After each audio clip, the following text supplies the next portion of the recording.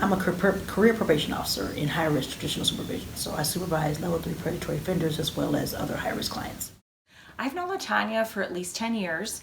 Our relationship started out when she was support staff in the unit that I was working in probation. And then LaTonya has slowly worked her way up to become a probation officer in Hennepin County. I was in mortgages for years, and then when it tanked in 2008, I was without a job. So I went to a temp agency to find employment, and they placed me here as a support staff in the parole office. And so I enjoyed it. So I decided to come on full time as a support staff. And I said, oh, I can do this. I can do this. I got my master's degree working at the front desk. She went to school while she was working full time, raising her kids, really working hard to get those degrees to keep moving forward, and that's exactly what she did. And in fact, she doesn't have just the necessary degree that you need. She's gotten her master's degree. She still is enrolled in continued studies. So she has worked very hard to get where she is. I felt like that would be such a good thing for me to do in terms of affecting change. I'm really good at talking to people where they are and meeting them where they are. I grew up in North Minneapolis. I know the area. I know what people go through. I've always prescribed to the notion that you're not a product of your neighborhood. I prescribe to the notion that you grew up in certain areas and you know certain things because you've seen certain things, but if you're exposed to something different, you will do different. Anyone can change if they so choose, but they have to be exposed to something different. I love working with LaTonya. She is one of the most thorough, competent people that you can work with, so you always know that her work is excellent. But not only that, she is someone that is just enjoyable to work with. I think she treats everybody the way she would want to be treated. It's a mutual respect that happens when she's, respecting them and they realize, oh, this person's here to help me. I recognize that the person in front of me is an actual person. And they have their ups, their downs, their good days, their bad days. They have fun. They like to do things. And if you just tap into all of that, you realize that it's just not about why you're coming to my office. I can tell them all day long and point my finger and say what you're doing is wrong, but it's not going to mean anything if they don't buy into it. They have the autonomy to listen to me. They have the autonomy to do whatever they want when they leave my office. They can tell me whatever they want when they sit there, but I want them to hear what I'm saying in terms of how we can do this better. Have a better relationship so that we can get through this process. Because this is sometimes 6, 7, 8, 20 years of probation. We see each other a lot. So let's get this done. I like to give everyone an equal opportunity to do what they need to do. I'm not the one to come to court after one technical violation or anything like that, because I understand that it's a process, especially people that have chemical dependency issues. If I see them make an effort, then that's when I'm going to continue to work with them. And that's the one of the things that I have the power to affect in terms of disparities. And I tell them all the time, your testimony is your testimony. If you allow yourself to be beaten down by the offense that got you here, you'll never change. You have got to see that you're worth it, your family's worth it, your situation is worth it, to do better, to change. Now, how can I help you make that change? We go through a lot here in our jobs, and, it's kind of, those people become part of your family.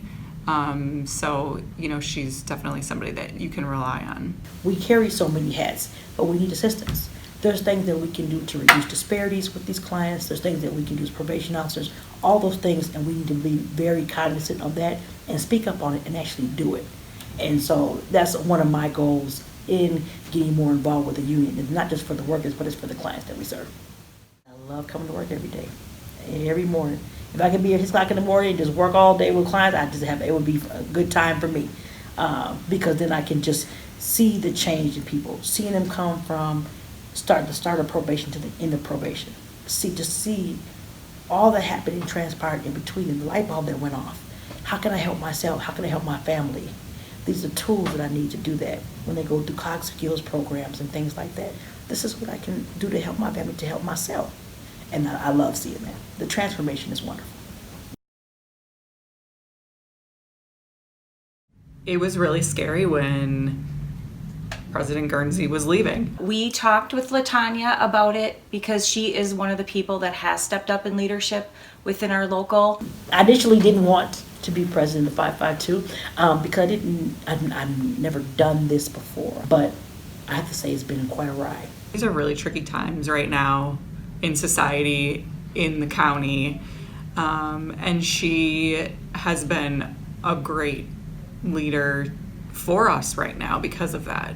we really needed somebody that was going to step up and say, you know, these are the challenging things that we have going on right now and they need to be addressed. I'm very much a communicator in terms of, let's have a conversation about what's going on.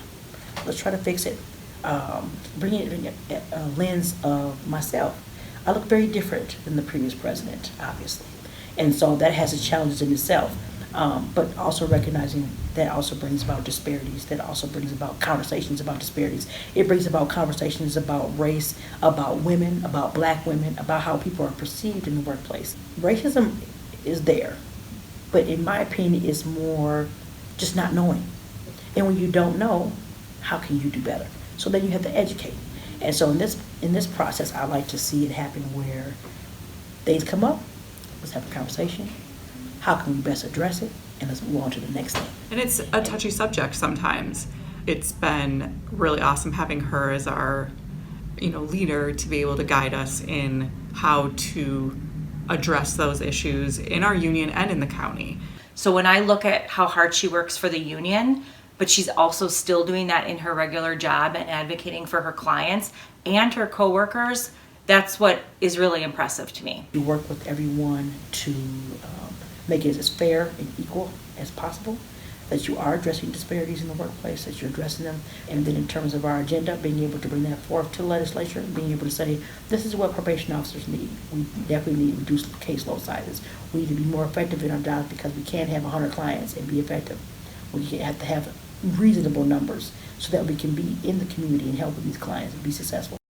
There's a lot to take on with becoming a president, and there's a lot of stuff that goes on within the union, within our jobs, and she can go beyond that. You know, she does that extra step up, extra 10 steps up from that. I have been truly blessed, and I know it. And it is one of my greatest achievements, I think, to be able to do this work and be able to help someone. And it excites me every day.